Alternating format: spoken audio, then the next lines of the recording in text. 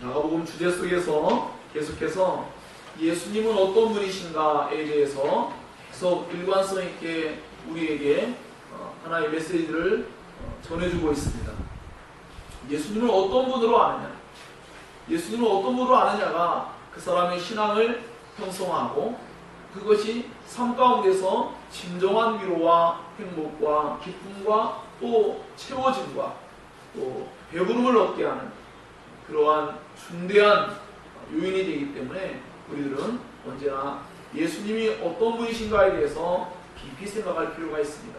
그리고 여러분 자신이 그 예수님이 어떠한 분이라고 성경에서 밝혔다면 그것을 진정으로 믿음으로써 화합을 해야 됩니다. 믿음으로 화합하지 않고 그것을 하나의 마치 그렇게 실제로 하지는 않겠지만 정보와 같이 그냥 가지고만 있다면 그것은 실제 삶 가운데서 우리가 어떠한 시험을 만나고 어려움을 만나고 실제 상황 속에서 우리는 올바르게 대처하지 못하는 그러한 경우를 우리가 경험할 수 있습니다. 그러나 오늘 성경 말씀을 통하여서 예수님이 진정으로 우리 자신들에게 어떠한 분이신가에 대해서 분명한 이해를 갖고 또 그것을 진정으로 믿음으로써 받아들일 때 그리고 또한 그것을 성령님으로 말미암아 참되게 깨닫게 될 때에 우리의 삶 가운데에 하나님의 정말 풍성하신 은혜들을 삶 가운데 끊임없이 경험하게 될 줄로 믿습니다. 그렇기 때문에 이번 추석 명절 때에도 이와 같이 우리 자신에게는 정말 모든 것이 부족하고 모든 것이 만족스럽지가 못하고 모든 것이 우리의 생각대로 되지 않는다 할지라도 우리가 끊임없이 예수님을 바라보고 그 예수님을 진정으로 의지한다면 하나님 우리의 삶 가운데 풍성한 은혜로 반드시 함께할 줄로 믿습니다. 그리고 그 풍성함은 우리가 원하는 방식이거나 우리가 원하는 그 떡이 아닐 수도 있습니다.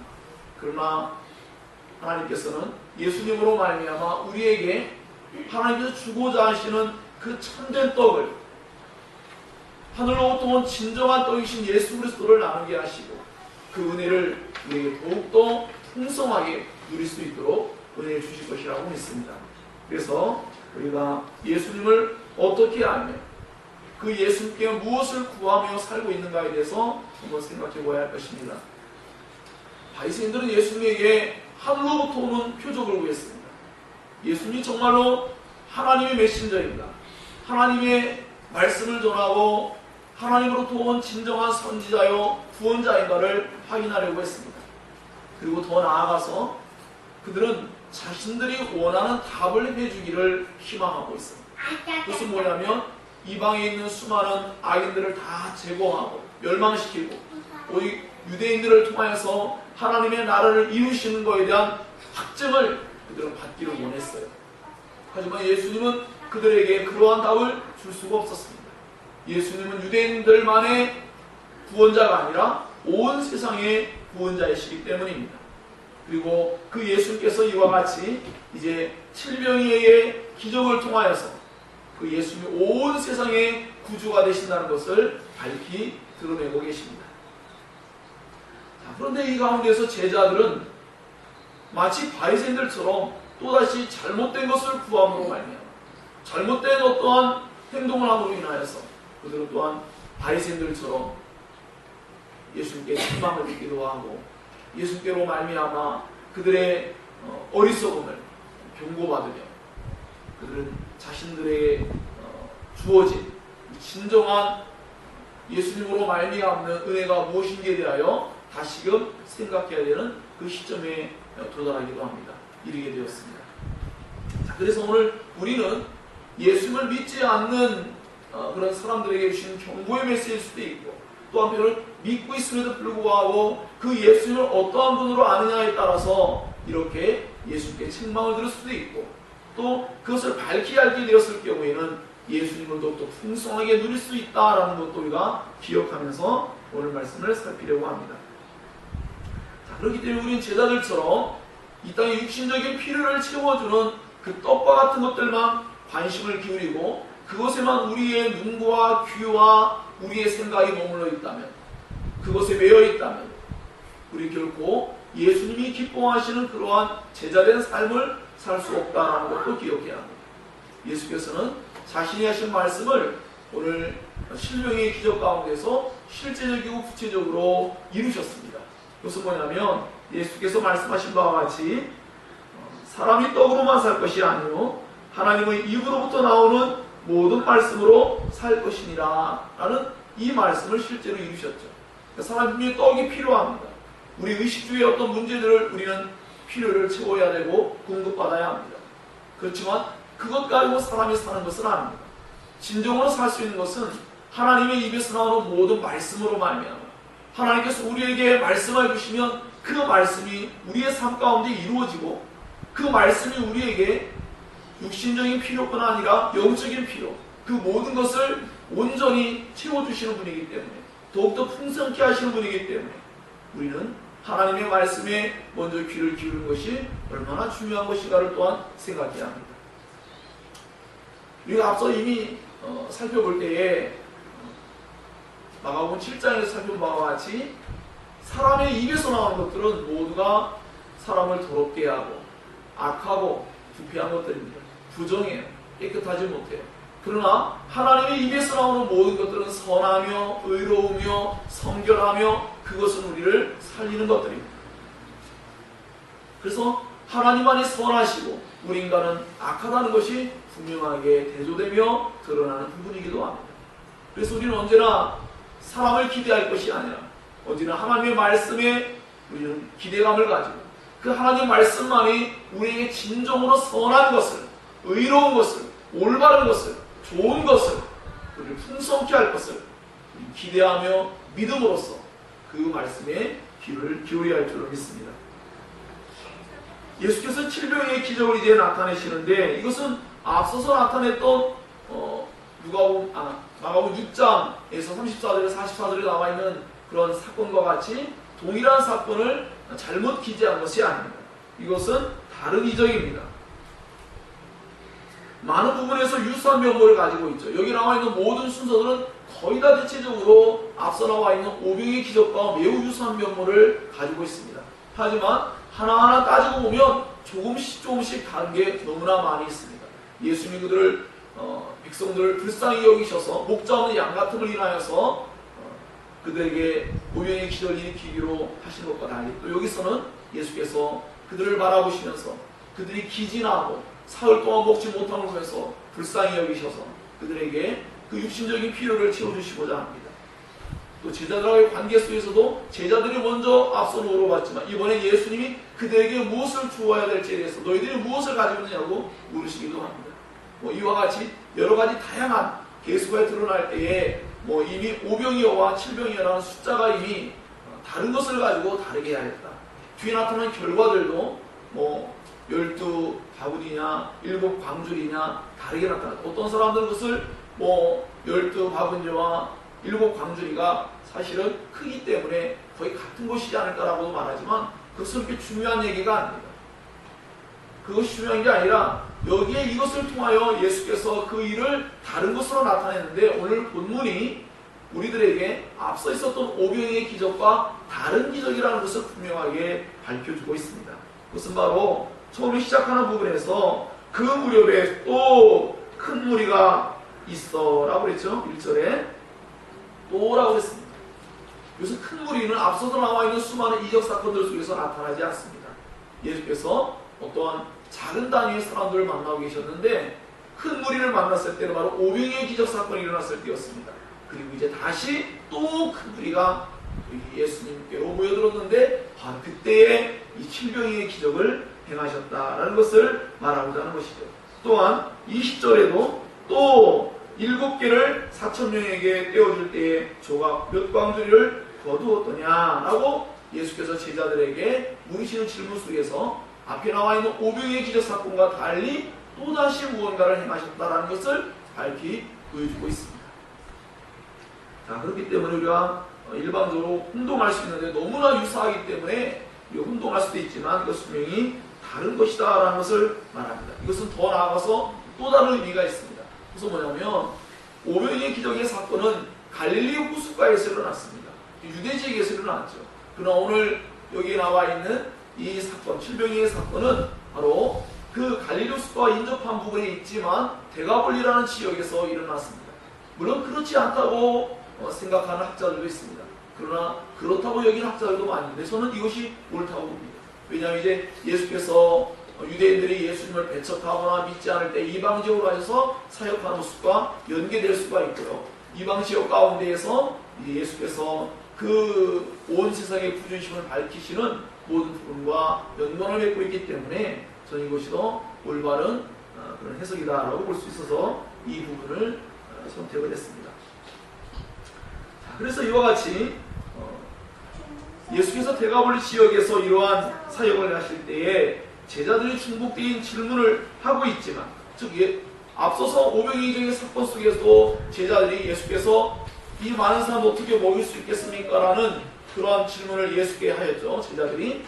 여기도 또 비슷한 말을 합니다. 있을 때 그들이 아니 앞에 있던 걸 앵무새처럼 반복하고 있나? 라고 생각할지 모르지만 이것은 아마도 두 가지의 경우에서 그들이 그런 질문을 할 수도 있다고 생각합니다. 하나는 그들의 믿음의 결핍입니다. 믿음의 결핍. 무슨 말이냐면 어떠한 상황을 직면해서 문제를 해결받았습니다. 그러나 또 다른 상황에 직면했을 때 또다시 그 믿음 없음이 드러나고 그 믿음의 부족함이 드러날 때가 있는 것이죠. 그 제자들은 또다시 그런 사건이 접했을 때 앞서서는 그랬지만 과연 여기서도 그렇게 할 수 있을까? 라고 생각할 수도 있는 것이죠. 이거 무엇으로 제가 증명할 수 있냐면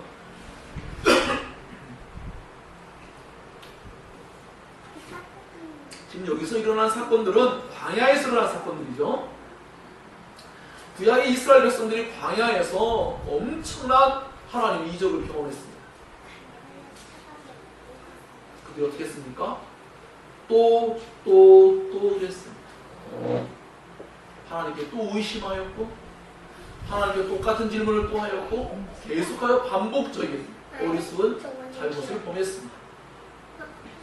저는 이와 같은 경우를 대조해서 본다면 여기서 제자들이 아마도 또다시 그 믿음 없음의 모습이 나타나요. 즉 우리가 어떤 한 사건을 경험했다고 해서 그 사람에게 믿음이 완전히 정착되어 가지고 삶 가운데서 스스럼 없이 언제나 자연스럽게 드러나는 게 아니라 계속하여 하나님의 은혜를 끊임없이 경험해 가면서 그 믿음이 자리를 잡는다라고 저는 그렇게 생각이 됩니다.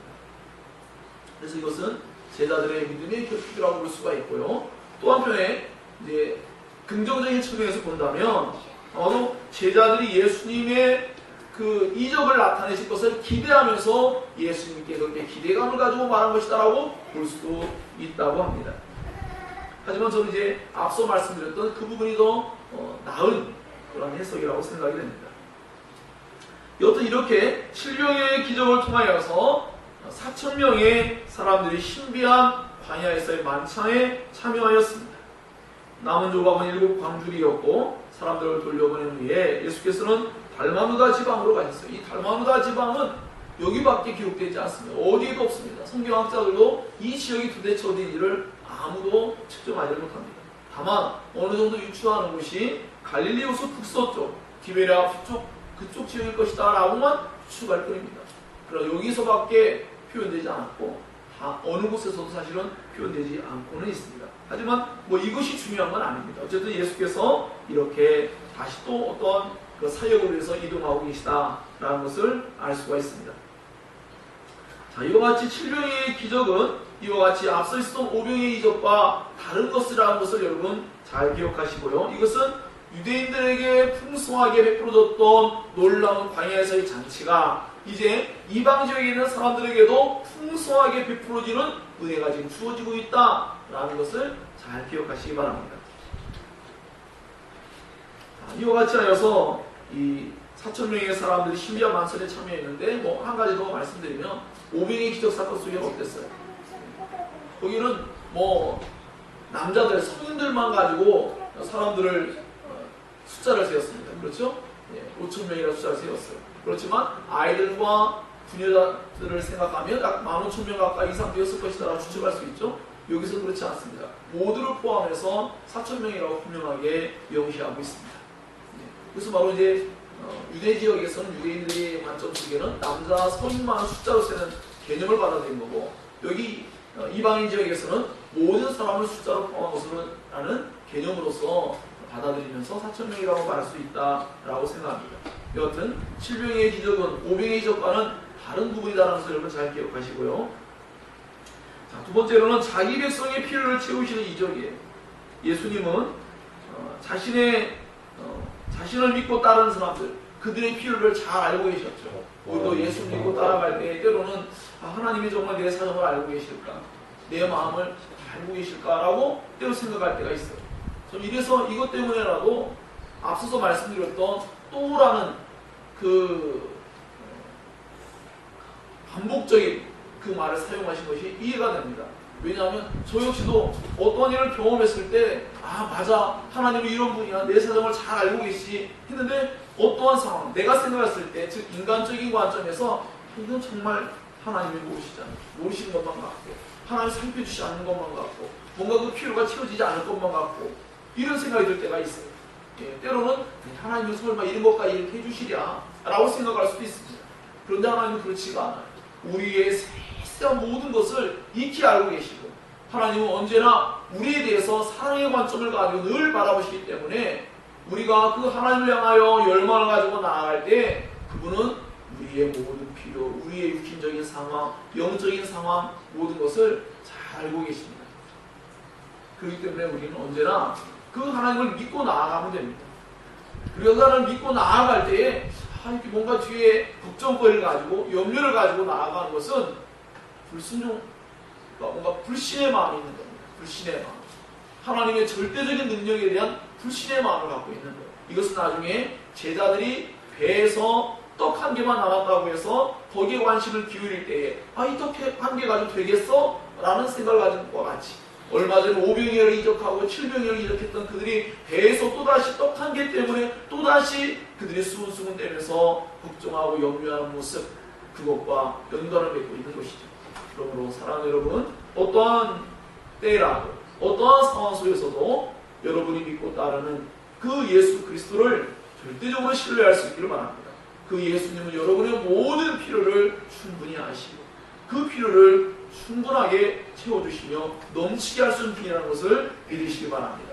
그 예수님은 우리를 더욱더 풍성하게 하고 넘치게 하셔서 마치 12바구니 또는 7 광주리와 같이 더 많고 더 얻은 것을 풍성하게 남겨줄 수 있는 그런 분이라는 것을 여러분 잘 기억하시고 언제나 하나님을 믿고 따름에 있어서 우리의 마음에 염려와 근심과 걱정이라는 것은 불신과 깊은 연관을 맺고 있다는 것을 여러분 꼭 기억하면서 하나님을 믿고 따르는 우리 모두가 되어갈 줄을 믿습니다.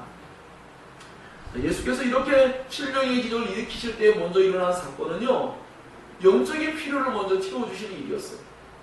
예수님을 정말 얼마나 사람들이 열망했는지요. 예수 믿고 사람들이 막 따라다니는데 사흘을 예수님을 믿고 막 따라다니는데 멀리서 온 사람들도 있었다고 그랬습니다.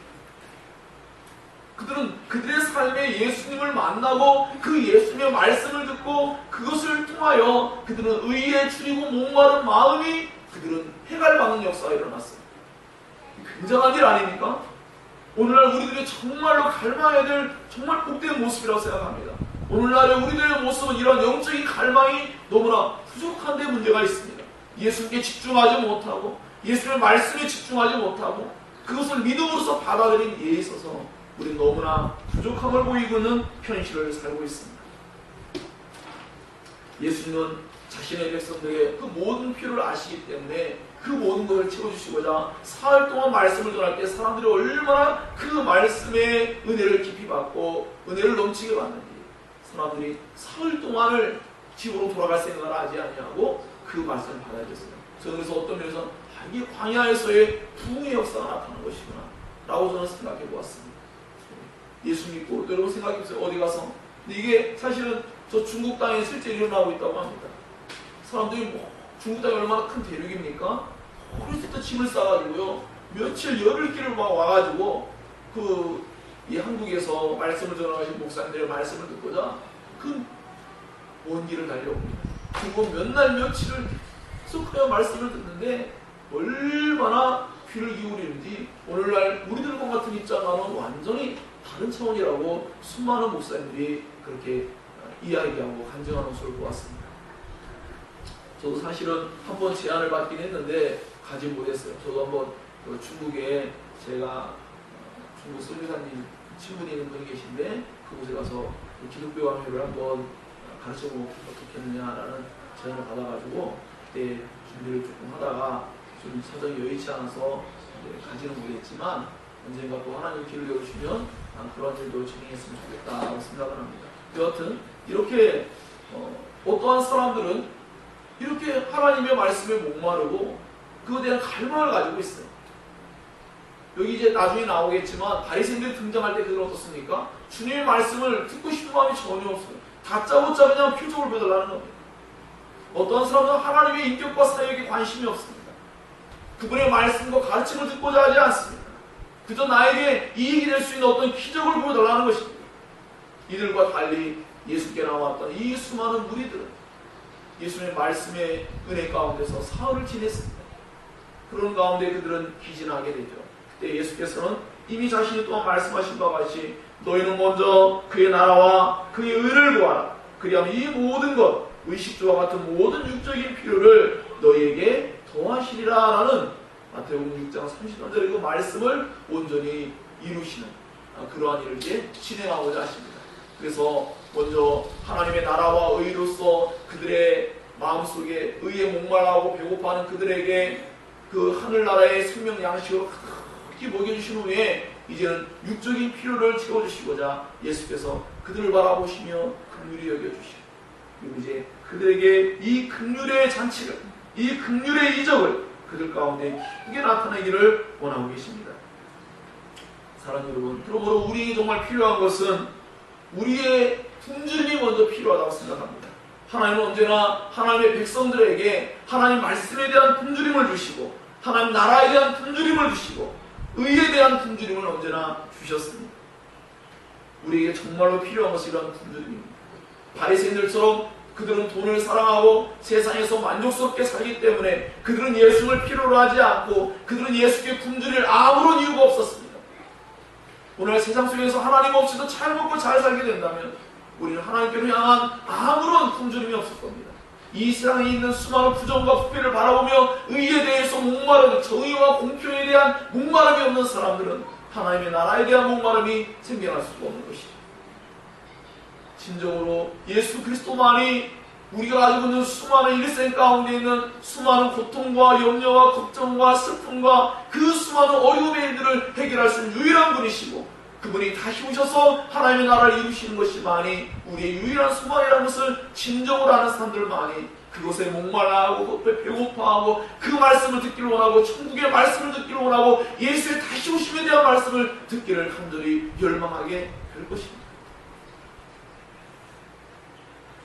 정말로 우리에게 필요한 것은 의에 죽이고 목마른 마음인 것이죠. 예수께서 이미 팔복 가운데 말씀하실 때에 의에 줄이고 목마른 자는 복이 있나니 그들이 배부를 것이며 라고 말씀했습니다.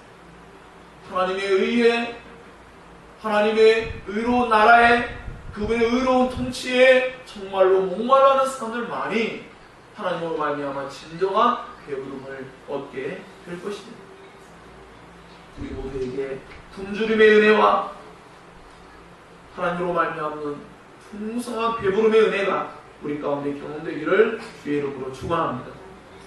종말을 나타내는 이 칠병의 이적을 또 성경은 지금 말하고 있습니다. 칠병의 이적은 오병의 이적과 달리 아까도 말씀드린 바와 같이 갈릴리 옥수가가 아니라 이방 지역인 대가볼리에서 일어난 것처럼 이방인들에게 이제 광야에서 유대인들에게만 베풀어졌던 그 구약 성경 속의 광야의 그 엄청난 하나님의 이적이 이제 유대인들 가운데 엄청난 은혜로서 지금 베풀어지고 있다는 것을 나타내 보여주고 있습니다. 이러한 일들은 이방인들이 하나님 나라에 편입되어 들어오는, 이방인들이 하나님 나라로 이제 들어오는 엄청난 사건을 지금 예표하고 있어요. 이것은 종말에 온 세상의 이방인들이 다 하나님 나라 가운데로 하나님 백성으로 변모가 되어서 그 하나님의 은혜 가운데서 새로워져서 그렇게 하나님 나라에 들어오게 될 것을 지금 보여주고 있는 그런 중요한 모습을 보여주고 있습니다.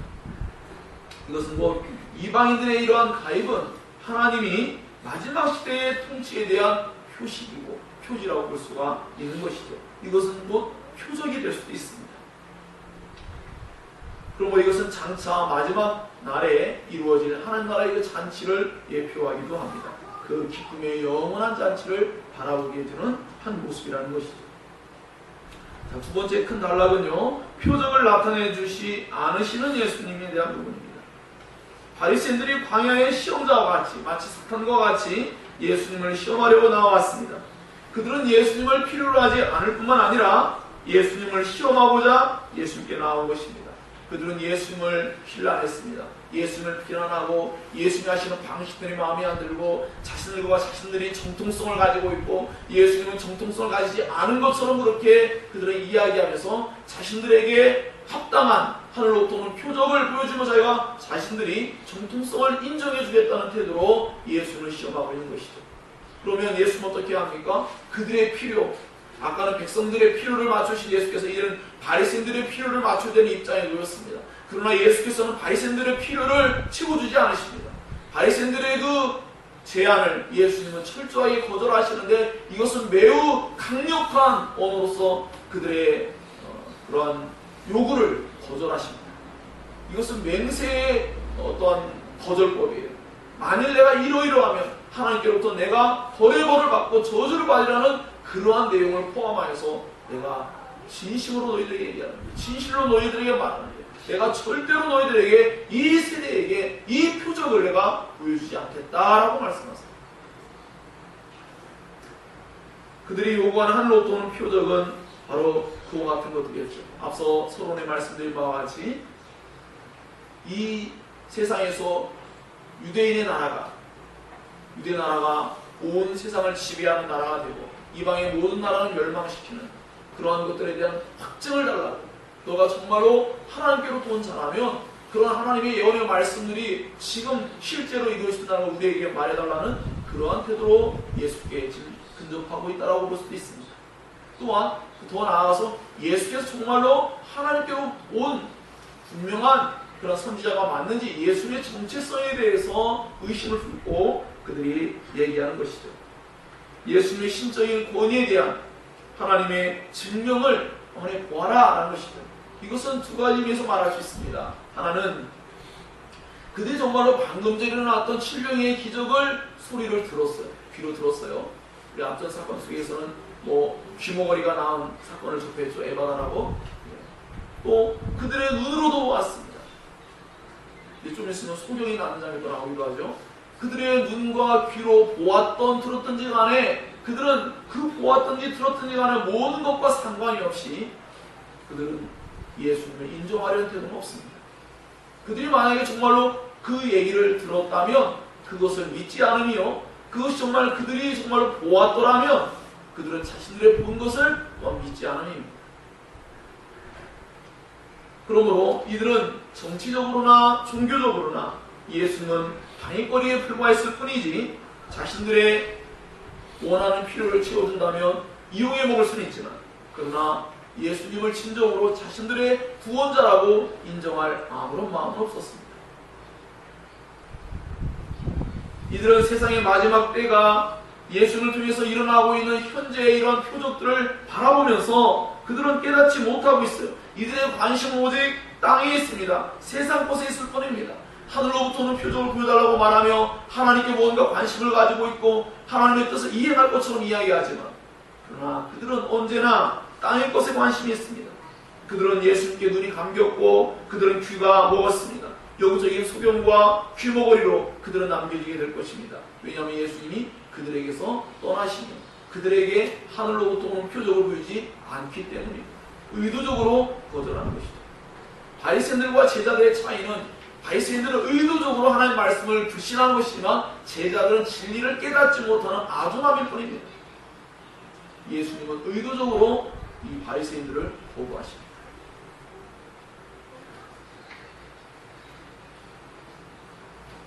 예수님의 이러한 7명의 이적을 그들이 어떤 면에서든지 그들을 인정하지 않는 태도가 있다는 것을 말씀드렸고요. 이들은 더 나아가서 나중에 마가복음 15장에 나와 있는 15장 32절에 십자가 위에 있는 예수님께도 이러한 질문을 합니다. 지금 십자가에서 내려와 우리가 보고 믿게 할지어다. 이와 같이 그들은 예수님께 대해서 언제나 회의적이었고 의심을 늘 가지고 있었습니다.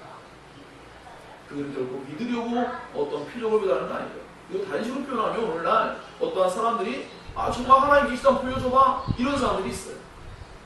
그들이 정말 믿으려고 해서 표적을 보여달라고 할까요? 아니에요. 못할 거라고 예상하고 그 표적을 보여달라고 그들이 말하는 것이죠. 바리새인들의 이러한 태도는 예수님의 거절을 통하여서 결국 그들은 진정한 의미에서 영적인 귀머거리, 영적인 소견이 되는 정말 비참한 그런 입장에 서게 될 것입니다. 예수께서 이와 같이 표적을 보이지 않는 이유들을 생각해 보면 예수께서 그들이 나와서 하늘로부터는 표적을 보여달라고 할 때 예수님이 깊이 탄식하시죠. 자기 백성을 불쌍히 여기시는 모습과는 대조적으로 예수님은 바리새인들을 바라보면서 깊은 탄식을 하는데 그들의 말과 태도에 너무나 큰 실망감과 분노와 또 수많은 여러 가지 그 감정들을 다 표현해서 주께서 하시는 그러나 부정적인 내용의 그런 모습입니다. 예수님의 그 감정을 드러내십니다. 비록 이 바리새인들이 요구하는 바가 정당성도 있습니다. 그것은 무엇이냐면 종교 지도자들은 그 시대에거나 어느 시대에거나 사람들이 자기가 선지자라면서 나타났을 때 그 선지자를 구별해야만 됐어요. 그래서 그들에게 정당한 요구로서의 할 모습이기도 했지만 그러나 이 바리새인들의 그 태도는 정말로 예수님을 그런 의미에서 올바르게 증명하려는 태도가 아니라 그들의 마음속에 이미 말씀대로 나온 것처럼 시험하려고 하는 그 시험이 예수님을 정말로 올바르게 정당하게 판별하려고 하는 게 아니라 넘어지게끔 하고자 하는 그런 의도를 가지고 있었던 것입니다. 이들은 밝히 드러난 이를 믿지 않고 광야에 완고하고 불순종하는 세대와 같이 예수님을 그들은 불신하고 있는 것입니다. 그러기에 예수님은 바리새인들의 잘못된 필요를 채워줄 아무런 이유가 없기 때문에 예수께서는 하늘로부터 오는 표적을 구하는 그들에게 단호하게 거절하고 계시고 이제 바리새인들과 계속해서 대립적인 각을 세우고 가고 있죠. 계속해서 어떤 적대 관계가 있는데 예수님은 화해하려는 제스처를 취하거나 뭔가 그들과 함께 묻어가려고 하는 그런 마음이 없습니다. 예수님은 그들의 태도가 온전히 잘못되어서 하나님 나라로 봤을 때 그들이 이방인과 다름없는 모습이라는 것을 예수께서는 드러내 보이기를 원하십니다. 그래서 앞서 있는 이방인 지역에서는 질병의 기적을 통하여 그들의 필요를 충족시켜주고 채워주시고 넘치게 하시지만 이 바리새인들에게는 그들의 필요를 전혀 채워주지 않는 그런 모습을 나타내 보이기도 하는 것입니다. 자, 그렇기 때문에 하나님의 나라는 결코 내면이 새로워지지 않고는 그 나라를 볼 수 없고 그 나라에 들어갈 수 없다는 것을 우리에게 분명하게 증거해주고 있습니다. 팔복 가운데 마음이 청결한 자는 복이 있나니 그들이 하나님을 볼 것이며 라고 마태복음 5장 8절은 기록하고 있습니다. 이 말씀을 제가 드린 이유는 앞서서 부정하냐 부정하지 아니하냐 속에서 바리새인들은 정결례법을 가지고 자신들은 당연히 마땅히 하나님 나라의 백성이고 그 나라에 들어갈 것이라고 예상하고 있고 행동하고 있지만 그들은 그 나라를 도리어 보지 못하고 있고 들어가지 못할 것이라는 거예요. 보지 못하는데 어떻게 들어가겠습니까? 그들은 부정한 자입니다. 그러나 정말로 예수 그리스도께 목마르고 하나님 나라에 목마르고 하나님의 그 의에 대해서 목마른 사람들은 예수께로 나와서 예수를 비판하고 힐난하고 시험하려는 자들이 아니라 하나님의 말씀에 목매어서 그 하나님의 말씀에 감동되어서 은혜 가운데서 사흘 길을 따라다니면서도 그들은 배고픔을 잊으면서까지도 그것이 가장 중요함을 깨닫고 가치 있게 여기면서 예수님을 따라다니는 그 사람들이었습니다. 그들은 정말로 마음이 청결해진 자들이었습니다. 그러므로 예수께서는 바리새인들의 세대에 표적을 주지 않겠다고 하십니다. 왜 그럴까요? 뒤에 이제 8장에 또 이어서 나오겠지만 이 악하고 음란한 세대 마음속에 이미 모든 것이 올바른 것을 알면서도 쫓지 않는 악함이 있고요. 하나님 믿고 따른다고 하면서 사실은 음란하게 이방의 우상을 섬겼던 그런 과거의 조상들의 어리석은 죄를 그대로 반복하고 있는 그들의 모습을 바라봅니다. 예수는 그 세대 속에 현재 하늘로부터 표적이신 예수 그리스도를 보지 못하기 때문에 그들에게는 더 이상 보여줄 표적이 없는 것입니다. 그래서 바리새인들과 이렇게 예수께로 향하여 언제나 의심을 가지고 있는 그들에게는 하나님은 결코 그 표적을 보일 수 없다라고 말씀하고 계신 것입니다. 예수께서 하신 모든 일들은 이미 땅의 일이 아니라, 즉 사람에게로부터 일어난 일이 아니고 하늘로부터, 즉 하나님에게로부터 온 표적이라는 것이 누구나 다 알고 있는 상황이었어요. 이미 우리가 앞서 살핀 것처럼 마가복음 3장에서 이미 다 말씀을 살폈습니다. 성령의 역사인데, 근데 바리새인들은 바알세불을 힘입어서 악한 마귀를 힘입어 사는 것처럼 이야기해서 그들이 얼마나 어리석고 잘못된 완악한 모습을 가지고 있는지를 이미 충분히 살펴보았습니다. 예수님은 이들에게 하늘로부터 오는 표적 보기를 거절하셔서 결국 그들은 영적 소경과 영적 규모거리로 남겨지게 됩니다. 예수님 다니면서 소경과 규모를 치유하셨지만 이들은 이들의 귀와 이들의 눈을 치우지 않습니다. 언제나 그러하듯이 예수님은 자신을 믿지 않는 자들에게서 떠나십니다. 하나님의 백성은 예수님을 그리스도 구원자로 믿는 은혜를 얻은 백성들이기 때문에 언제나 예수 그리스도를 향하여 언제나 구원자라는 의식을 늘 가지고 있는 것입니다. 이 요한복음 속에 수많은 곳에서 언급하고 있는 바와 같이 아버지께서 이끌지 아니하시면 예수께로 올 자가 없습니다. 예수께로 정말로 오고자 했다면 바리새인들은 올 수 있었을 겁니다. 그러나 그들은 마음의 그 강팍함으로 말미암아 결국 하나님의 그 이끄심을 받지 못하고 있죠. 물론 이것은 다른 관점에서 오늘 본문에서 말하는 의도와는 다르기 때문에 다 말씀 못 드리겠지만 이것을 예정론과 연관해서 바라보는 것은 무리가 있고요. 이것은 나중에 제가 요한복음이라든지 다른 것도 말씀을 설명해 드리겠지만 여기서의 관점은 그런 관점은 아니고 다만 바리새인들의 완악함이 드러나고 있고 제자들의 모습과 이제 대조하며 나타나는 모습 또한 나타나기도 합니다. 여하튼 예수께서는 이와 같이 이방인 가운데서 자신의 백성들에게 자신이 하늘로부터 오는 표적이라는 것을 보이시고 그러나 바리새인들에게는 표적을 거부하시고 그들에게서 떠나셨다는 것을 잘 이해하시고 기억하시기 바랍니다. 마지막으로 세 번째는 예수께서는 우리들에게 무언가 깨닫기를 원하십니다. 나타나고 있는 모든 일들에 대해서 바르게 알기를 원하십니다. 예수께서는 누룩을 경고하셨습니다. 제자들이 급히 자리를 떠남으로 말미암아서 배에 타고 나와서 보니까 떡 한 개밖에 없어요. 그러자 예수께서 이제 바리새인들의 누룩과 헤롯의 누룩을 주의하라 라고 이제 말씀하시죠. 여기서 누룩은 부정적인 의미에서 쓰였습니다. 구약성경 속에서 누룩은 타락을 상징하고 악을 전염시키는 힘을 상징했습니다. 우리가 일반적으로 알고 있는 효모는 싱싱하고 유익한 것으로 쓰일 수 있습니다. 그러나 누룩은 발효의 이 과정 가운데서 이것을 증진시키기 위해서 어떠한 즙을 첨가했는데 너무나 쉽게 부패하게 만들었어요.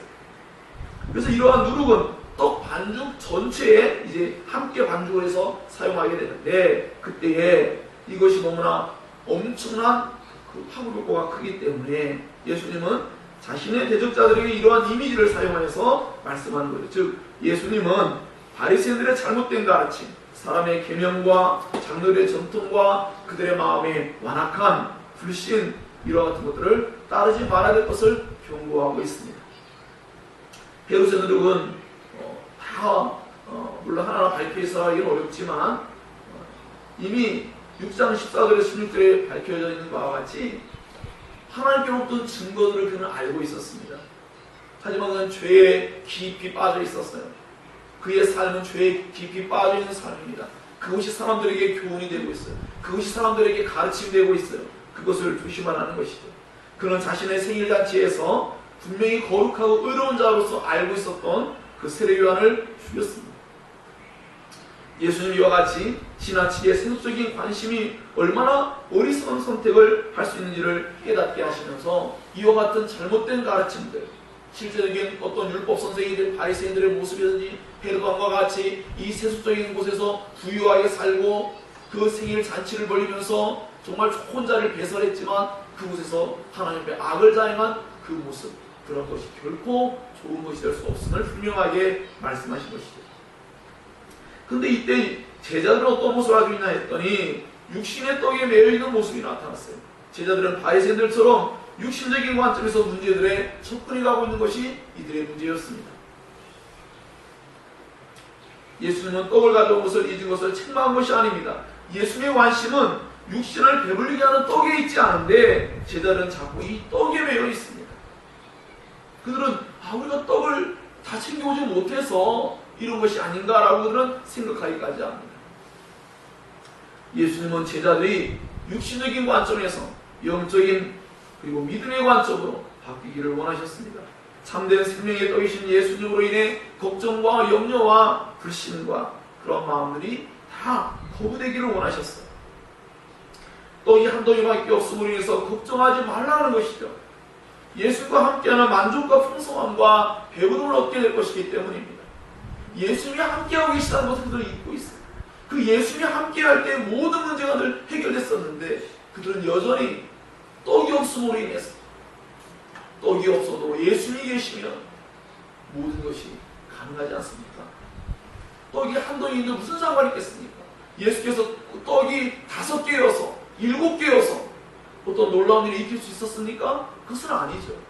아무것도 없는 광야 속에도 하늘에서 신령한 만나를 내리셔도 아무것도 없는 저 황량한 불판 속에서 메추라기를 불러오셨던 하나님, 또 예수께서 그 광야 가운데서 이런 놀라운 엄청난 이적을 얼마든지 행할 수 있는 분임에도 불구하고 그들이 어디에서 이것을 또 접근하고 있습니까? 배에서.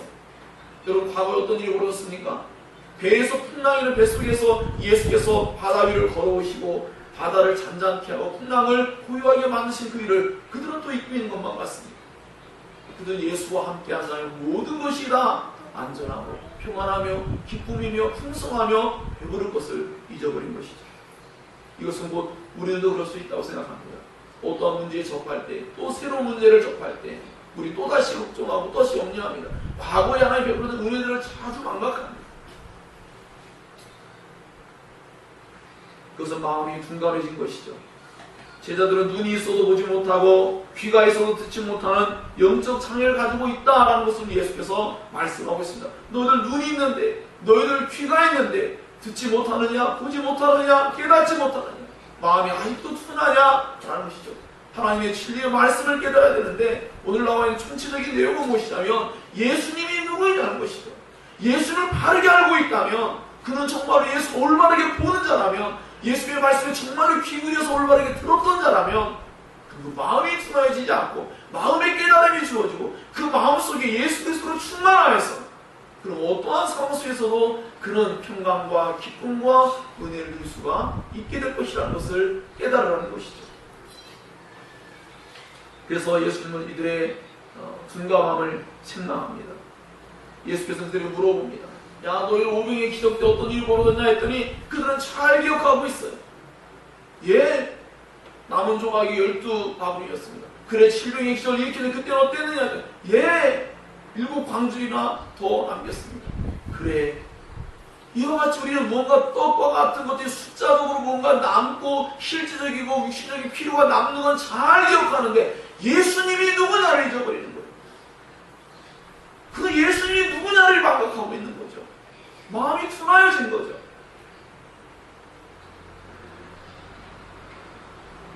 그들은 과거에 바다에서도 물었습니다. 그가 누구에게 이 바람과 파도를 잔잔하게 하는고 그랬습니다.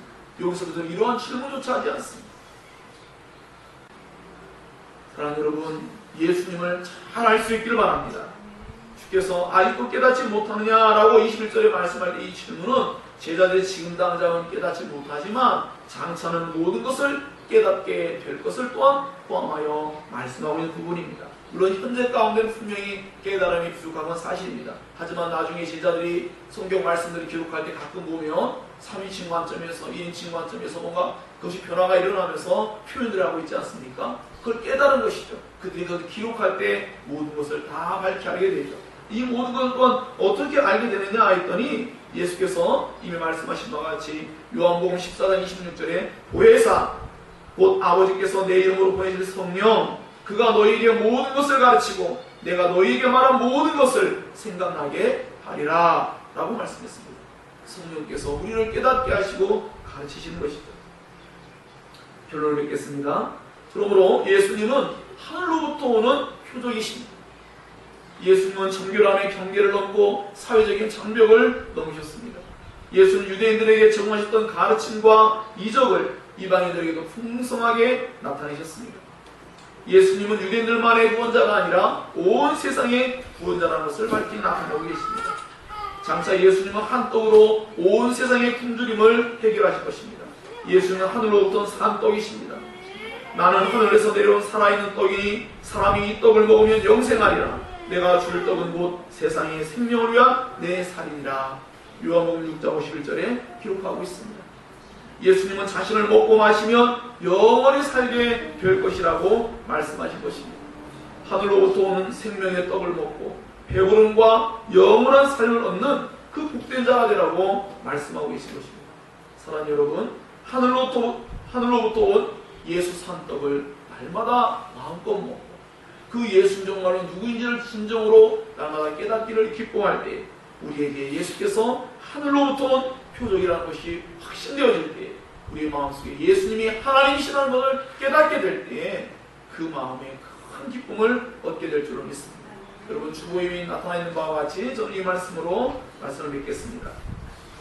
마틴 로이드 목사님이 이렇게 말했습니다. 이 세상에는 예수 그리스도를 설명하는 오직 한 가지 방법만이 있을 뿐입니다. 그것은 바로 예수 그리스도가 하나님이라는 사실입니다. 그랬습니다. 예수 그리스도는 다른 어떤 것으로도 설명이 다 완전할 수 없습니다. 다만 예수 그리스도가 하나님이라는 것, 그것만이 예수님을 참되고 올바르게 설명하는 유일한 방법이라는 것이죠. 그러므로 사랑하는 여러분 모두가 다 오늘 이 말씀을 통하여서 하늘로부터 오신 표적, 우리가 믿고 따르고 있는 예수는 누구십니까? 우리가 신앙하는 기독교 신앙이 무엇인지를 생각할 때에 하늘로부터 하나님께로부터 온 이 복된 우리의 신앙이 얼마나 엄청나고 좋은 것인지를 밝게 하시고 이러한 기쁨 가운데서 여러분이 어느 상황이든지 어떤 상황에 처했든지 간에 어떤 문제를 접했든지 간에 그 속에서 언제나 예수 그리스도를 바라보시는, 그래서 예수 그리스도로 말미암아 모든 것 가운데서 풍성한 은혜가 경험되기를 주의 이름으로 축원합니다. 기도하겠습니다. 들은 말씀을 기억